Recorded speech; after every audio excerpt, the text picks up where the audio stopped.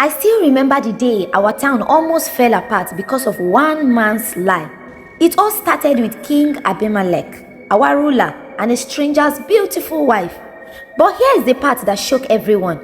The women in our town stopped having babies. Just like that, no one could get pregnant. We didn't know why at first, but people started whispering that it was because of the strangers who had come through, Ibrahim and Saratu. They showed up in our town like any other travelers. Ibrahim said Saratu was his sister. She was beautiful, even though she wasn't young, and the king noticed her right away. He invited her to live in the palace, as was his right. That's how things worked back then. No one could say no to the king. Ibrahim didn't stop him. He didn't even flinch, but something felt off. Saratu didn't act like the other women brought to the palace.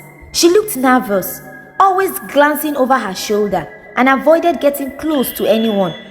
Then the dreams started. King Abimelech called his advisors together one morning, looking pale and scared. He said God had come to him in a dream and warned him, "You are a dead man because the woman you took is married." Married? Oh, married? Married. Hey, married? We were all stunned. How could Ibrahim let his wife be taken like that? The king pleaded with God in the dream, saying, I didn't know. Ibrahim told me she was his sister. I haven't even touched her. God told him, "I know you did this with a clear conscience. That's why I stopped you from sinning. Now, give the man his wife back and everything will be made right. But if you don't, you and everyone in your household will die." The next morning, King Abimelech summoned Ibrahim. I was in the crowd when it happened. The king didn't yell or lose his temper, but his voice was sharp and his words cut deep.